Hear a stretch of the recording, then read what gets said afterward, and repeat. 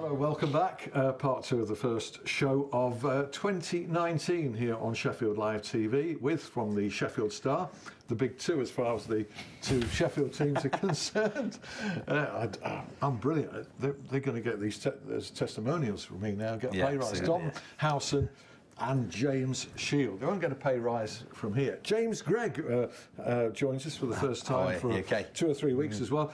I'm very well. Happy New Year to you. Happy New Year to you. You might have heard that if you've been listening to the radio at all in the last few weeks, I was going to say months, you'd have heard this guy working for a living properly, not like here, on BBC Radio 2, BBC Radio 5 Live, Radio 4, and BBC World, reading sports desk, correct? Yeah, correct. Yeah, it's good. It's exciting stuff. I mean, you know, I've had to brush up on my African football and German football, and you've got to know what's going on in La Liga and all that kind of stuff. It's quite good. It's interesting. It adds another string to your bow. You've got to sound like you know what's going on. Absolutely. That's the key. That's all it's about. He's good at that. Yeah, he's good at that.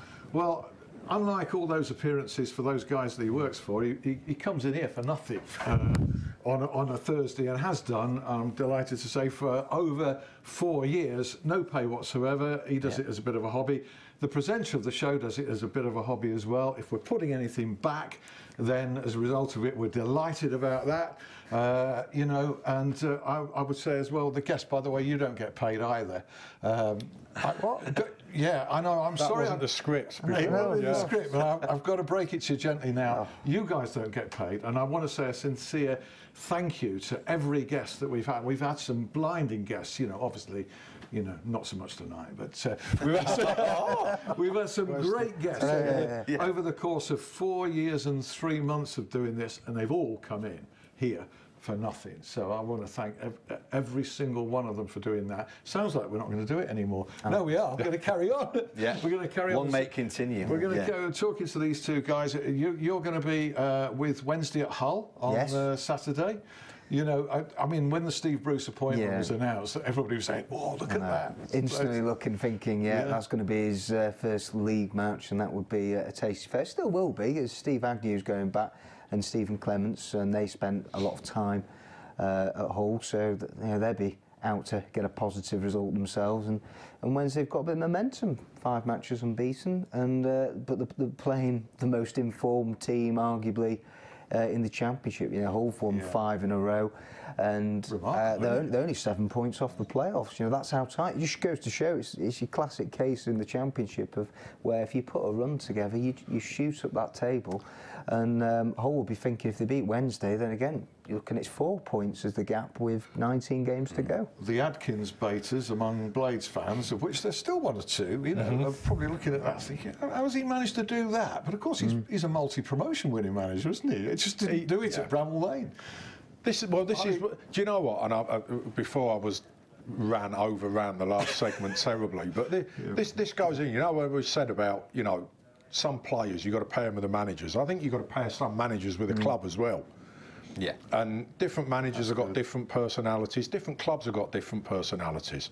Yeah. And that was always one of the things you worried about when Nigel came in, so Nigel Adkins.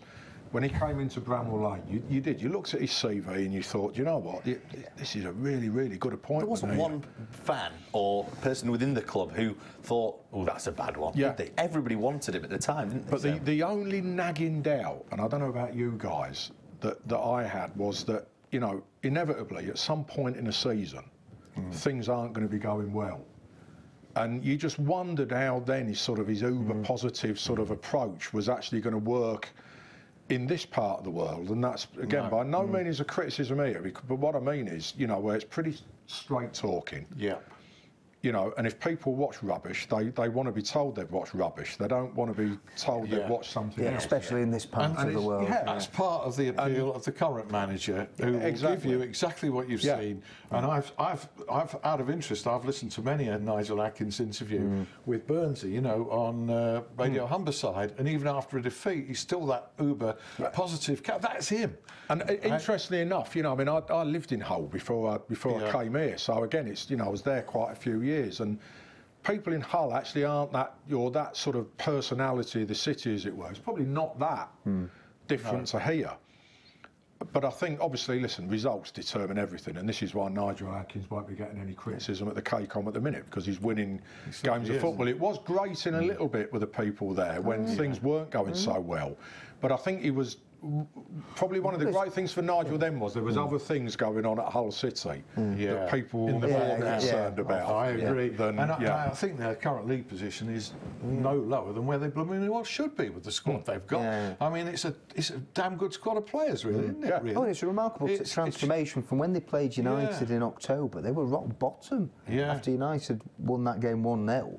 And then this is it, in 3-month period, they're now mid-table and they can forget about relegation, they're only looking up. Offers hope to teams like Sheffield Wednesday as well, who aren't that far sort of below them in terms of points in the ladder.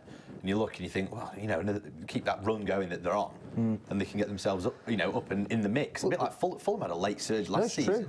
And, that, you know, obviously they were already kind of in the, you know, just sort of not too far away. Dom's ruled that out for Sheffield Wednesday, even the most optimistic. I think it's unrealistic, and I think join you. No, it could happen, but you know, from 20 matches, Wednesday to put themselves in the shake-up would have to win somewhere in the region of 12 to 13 matches, and based on the consistency levels that this team have produced over the last 2 years, I don't think that's going to happen. I think, do you know what? But you never know. New manager Steve Bruce coming in, and also after Hull, I look at it and think the fixture list is kind. It's favourable. You're looking at teams down the bottom who they've done well against this season. Wigan at home, Reading, Brentford will get rearranged, Ipswich away. So if they actually come away from Hull with another decent result, keep the unbeaten run going, Steve Bruce will come in. I think the problem for teams like Wednesday and Hull, though, in fairness to them this season, is not so much the points, it's the traffic that you've got to go through. Because, you're assuming then that nobody... I mean, listen, that nobody else is going to... It's not impossible, but you're assuming that nobody else, as you say, is going to go on that on that type of run as well. That's the thing. It's not points, it's traffic. It is. You're right, because if you look at the top teams, nobody's averaging 2 points a game. There's no team, and that's usually a benchmark for automatic promotion, let alone getting into the playoffs. And there's no team. There's no Wolves this season. There's no team that's running away with it. And you look and you think, well, actually, 12 or 13 wins, like you say, Dom. It's not. It's not ridiculously unreasonable. So you're at the KCOM. You're at Bramall Lane for Sheffield United QPR. That's where I am for TalkSport. How was your Christmas and New Year? All right? Busy, yeah, fairly busy. Busy? Yeah. Plenty going on? Plenty going on this, I tell you, yeah. We'll leave it there. I think we do. We leave it there. Social media, storm in a teacup. Yeah, absolutely. Absolutely, yeah. That's the way it is. I mean, these guys will know as well, won't they? You know, we've all been there. Yeah. As far as I can see, it was one on this side, a hell of a lot of. And if you needed any punishment, you'd be like, oh, got it. I mean, that was it. And we move on. Yeah. I'm not his keeper. He's big enough and ugly enough, isn't he? He's big enough and ugly enough. We've all lived and learned in our lives. We won't go into any of that because it would be too blooming embarrassing, wouldn't it, for all of us? Quite. You're here all day. Thank God you don't like text, actually, because people who know us might be just getting in touch with us. Yeah, just reminding us. Just a bit. They do come back. But hey, by the way, I was thinking of you with Barnet. You know, because it's a team that you're sort of connected with. And they were brilliant. For all Sheffield United sports, they were brilliant. It's come out of nowhere, and I've got to say, having never, my girlfriend is a Barnet fan, avid Barnet supporter, season ticket holder, and every time I go down there, we try and go. And if they're up here and we're both up here, we'll go. Last year we went to Accrington away, and places like that.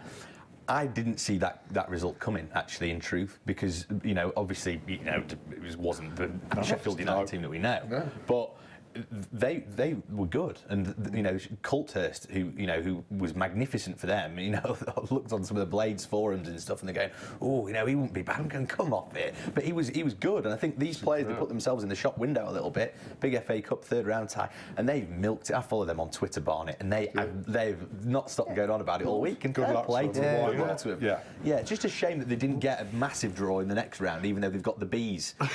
Bees versus the Bees at the Hive. Fantastic. I mean, in, really. Yeah, it's a Partridge-esque observation. It is, yeah. Really? Chan Evans. Gary Medine. Yeah. Yeah. Bench on Saturday, do you think, for starters? I suspect so, yeah. I suspect so, because you can't see them breaking up that David McGoldrick, Billy Sharp partnership for this one, because that's worked remarkably well. I think that one is two players who clearly enjoy playing alongside each other and have been working on that all year. So I can't see that one breaking up. I suspect the change will be Gary Medine on the bench and possibly Leon Clark dropping out, because I've looked at Leon over the last couple of weeks, and as you said, I mean, he's not replicating what he did last year, but he's looked to me like he needs a rest, actually. And of course, he's not getting any younger. The number of times we've been told, you know, that he's playing through the pain barrier, and you know what, fair play to him for doing that. Yeah. There's an awful lot of players these days, if they've got a slight twinge or they've, you know, a bit of dry skin on their finger, that they can't, they can't go out onto the pitch. And you know what, I get why some of them don't, but I think I can see him now being given a rest, given time to go away and perhaps work on clearing up some of those little conditions he's got. So yeah, I would imagine Gary coming off the bench for this one. Yeah, me too. Dom, a topic. Some of these topics are sort of social media topics rather than the media, but I keep seeing speculation from Owls fans. I've even heard the rumour myself about how the Owls and the owner might get around, grease the wheels on financial fair play, or whatever it's called now. It's called something else, I know that. You know, and clearly there's got to be departures and incomings, departures to facilitate incomings in the January window. And I don't think there has to be, actually. You don't think so? You think there's some money there?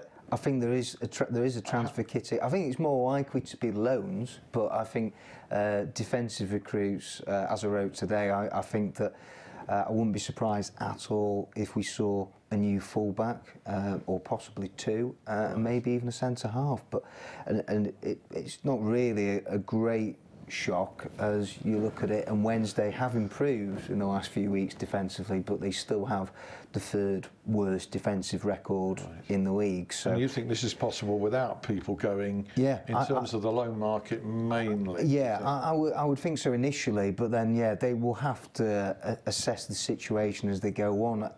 If they get an astronomical offer for an Adam Reach or a Barry Bannon, then of course you would think they would be foolish not to have a look at it or to entertain it. You know, and I've written before that I think if someone was to go, Adam Reach has had a good season, but if that then allows Steve Bruce the opportunity to rebuild and bring in the players he wants to improve this team in the long term, then I think some big decisions will have to be made. Because as we both agree, there has been a lack of churn in the squad. The rumour out there that Mr. Shansiri was about to or had agreed to sell, or for the football club to sell the ground to a member of the owner's family for figures that I've seen, or someone saying 25, 30 million. Is there anything at all in that? As I understand it, there's no legs in that. Of course, Wednesday are constantly exploring all possible avenues to get round profitability and sustainability, formerly FFP. Yeah, so you know, they've been looking at that for some time, and you see, it still points to selling players would be the way to get round it, and that is of course something that Wednesday have been reluctant to do under we can discount that that rumour. Thanks, Dom. It's good clarification, because these things can just run and take off, can't they? We'll bring James in, and then we'll get round to talking about members of Steve Bruce's team, because I know Steve Agnew. I think did you know him previously? No, I've not met him before. No, the last week or so, dealing with him. Yeah, great guy. Look, I've got these. He's got that. There we go. Roundup. That's it. I know. Old school, Alan. Yeah. Old school. I did used to have that, but then I just ended up cluttering the studio with paper, you know, with his and mine everywhere. It's still over there off the camera, you can't see it. We'll start with Sheffield United, of course, we've already talked about. Then they're taking on QPR this weekend at the Lane. After that, Barnet lost in the Cup last Sunday. And Wednesday, they're taking on Hull, as we've already mentioned. In form as well, unbeaten in 7 and won 6 of those last league matches. Little resurgence under Nigel Adkins, of course, having lost in the FA Cup last weekend to Millwall. I'm sure they'll be looking to bounce back strong as well. To non-league, Hallam FC, Campion away this weekend after a win against AFC Emley last week, and they're now up to 4th, and they've got 2 games in hand in that league as well. Good for them. And Sheffield FC, they're doing well as well. They're now 6th in the Evo Stick League, and they've got Spalding at home this weekend. Sheffield United ladies, they've got a little break now, coming off the back of that loss to Tottenham at the weekend. They lost 2-1 in that one. To Rugby Union, and the Tigers in the 4th tier of English rugby. They have won 6 of their last 7. They're absolutely flying, and they take on Derby this weekend, and Sheffield Rugby Club, they take on Chester this weekend at Aberdale Park. The Steelers, well, it's been a turbulent season for them, but some good news in the shape of 5 of their squad members being named in the GB squad that are travelling to Riga in Latvia next month. Those players are Robert Dowd, Ben O'Connor, Dave Phillips, Jonathan Phillips and Jackson Whistle. It's also this Saturday, skipper Jonathan Phillips, who's been in here as well. Twice, yeah. Good man, really good, honest Welshman as well. Quiet, unassuming. You sort of indicated that Welshmen aren't normally honest. No. I'm a good, honest Welshman. He is. He's a good, honest Welshman. That's what he is, like a good, honest Yorkshireman. But it's actually his 800th appearance for the Steelers on Saturday when they take on the Dundee Stars. Congratulations. So incredible achievement now, 800. I mean, the games do come thick and fast, but to play that longevity. And he's what, 35, 36, incredible. I mean, absolutely and incredible. the punishment the body takes at doing that sport. And still playing at the highest level, obviously being named in that GB squad, so well done to him. And the Sheffield Sharks in basketball, they take on the Worcester Wolves. That's tomorrow night, 7:30 tip-off at the English Institute of Sport. And also a quick one as well for you athletics fans out there as well. The Northern Indoor Championships, they're taking place at the English Institute of Sport this weekend. This phone's sliding all over the place as well. My paper's I know, they're not sliding away. Adam Haig from Sheffield, he is going for, he's trying to defend his Northern Indoor Pole Vault title that he won last year. So good luck to them, and if you do want to go and watch any athletics this weekend, English Institute of Sport is the place. Excellent, thanks very much, James. Back to transfer targets, back to the transfer window. It seems very calm, doesn't it? There's normally all this frenzied, speculation from supporters, buy in. And I think actually that Sheffield Wednesday situation has subdued that. I think people are waiting and watching rather than saying, you've got to get him, you've got to get him. It'll be the end of the month, as per usual, when it really hots up. Or you get the Sheffield United situation where they've done the business early. And ideally, that's what you'd want to do, to get reinforcements in to inject whatever it is you're looking for extra pace, or again thinking that they're going to give you a new dynamic and add to the team. A couple of defenders, somebody wide, midfield perhaps, or 3-5-2 has been talked about by Steve. Well, that has been Steve Bruce's trademark style. That was what he was very successful with at Hull, and he had some great times there. We've already heard since Steve Agnew's come in that they're going to be open to trying different formations. At the moment, they're looking at the personnel that they've got, and Steve Agnew and Stephen Clements are in constant dialogue with Steve Bruce. Steve Bruce will be on the phone nearly every single day. He might not be officially here, but he's working. But he is working. And again, don't be fooled into thinking that he hasn't compiled a list of targets of players that he would like to sign either now or in the long run. There's forward planning that is going on, and it's good to see, as I don't think there's been enough of that at Sheffield Wednesday, perhaps in the past. Well said. James, as Dom alluded to there, some business done early. Doesn't mean to say it's not ruled out some more. No, I think that... Do you see any more? Possibly, but I would imagine it would be... I mean, one of the things they've talked about there is that, the importance of numbers and getting those numbers right within a squad.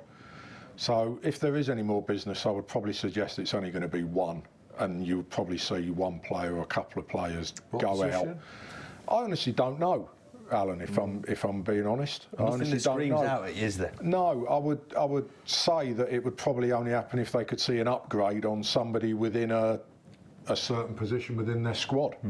I don't think it's crying out for it. I think it's quite right that that's the case, because clearly, you know, you look at the league position, there's not an awful lot wrong there. I think all they need to be doing is embellishing what they've got rather than tearing it up and starting again, because there's a good chemistry among the group as well. I think they've learned from last season with that. Yeah. And I think the other thing is, you know what, Sheffield Wednesday will fall into this as well. I think it's such a difficult window to actually work in, because, you know, if I can imagine myself being Chris Wilder, Alan Neil, Paul Mitchell, you know, when they're putting their targets together, the set of targets now will be very different to the ones in the summer, because, listen, we all know Sheffield United are looking at Scott Hogan from Aston Villa in the window. Now, I know there's been a change of manager, but with Aston Villa now looking to get in the playoffs, Sheffield United being third in the table, there's not any chance in hell. No chance, no. And Aston Villa will loan him. Yeah, you're not going to loan him to a player. No. Yeah. No. Ashley Fletcher was another one that, you know, we know they've looked at in the past. And Hull have obviously looked at him. There's no way he's going to Sheffield United. Equally, if there's a good player towards the bottom end of the Championship, they're not letting a proven goal scorer go at this. You see it less and less. Not many teams in the same league are going to loan out players to help a rival. And even if you go into League One, you know, I mean, you never score goals on the quiet. You go into some of the leading teams in League One, and if they're going to be persuaded to let a leading goal scorer go while they're chasing promotion themselves into the Championship, you're going to have to pay way over the odds for what they're worth. So the market is really small. And I think for clubs like Sheffield United, Sheffield Wednesday, you're basically looking at that bottom end of the Premier League, and see if you can try and coerce somebody who's not been playing that much football. And which means as well, the chances are there's probably going to be about another 20 other clubs looking at exactly the, you know, looking at the same 20 players. Jermaine Defoe. I mean, it's no secret he was discussed, but also probably no surprise that, you know, big bucks came in from elsewhere. And that would probably apply to any other striker in that. I think this is a market where you embellish what you've got rather than tear it up and start again. I mean, what they've done with the loan players is good as well. You know, like Callum Semple's been up in Queen of the South. He's come back. The fans loved him there, but that was a good thing. And I think that's the thing. A lot of the fans, because they're not playing at Bramall Lane on Saturday, you think, oh, they're not doing anything, or they've done all the business. They're not. They're trying to get these young lads out back onto a loan that suits them. They probably think that Callum Semple can step up there and get some playing time. Exactly. Which makes a great deal of sense, and there's probably not been enough of that at Sheffield Wednesday in terms of getting players out. Is that a fair comment? On loan? On loan? No, not recently. You know, the youth team, under 23s, have done. Some have been. Some have. But I would think that this might be something that they'll be reviewing. And maybe trying to get a few out in this window before it closes. Great. Look forward to the weekend. I think Sheffield United QPR is usually quite a good game, because I imagine QPR are one of those teams that are going to come and give it a bit of a go and attack with what they've got, Luke Freeman, etc. Yeah, and they're on a bit of a run at the minute, aren't they? Unbeaten in 6, I believe it is off the top of my head. And Hull Wednesday looks good. Yeah. And are you anywhere this weekend? I'll be at the Lane, You'll be at the Lane. So we're all looking forward to the weekend. That's our time completed, unbelievably. Thanks again to Dom Howson. How many is that now? About 7. James Shield, many thanks to you. Thank you. James Gregg as well. And to you for watching. Another show next week with a difference. I haven't got time. I've only got 30 seconds to tell you what it is. But between now and the end of the month, there will be 2 managers in the studio. Slight variation on previous. It's on my YouTube later if you missed. See you next week. Bye-bye. Bye.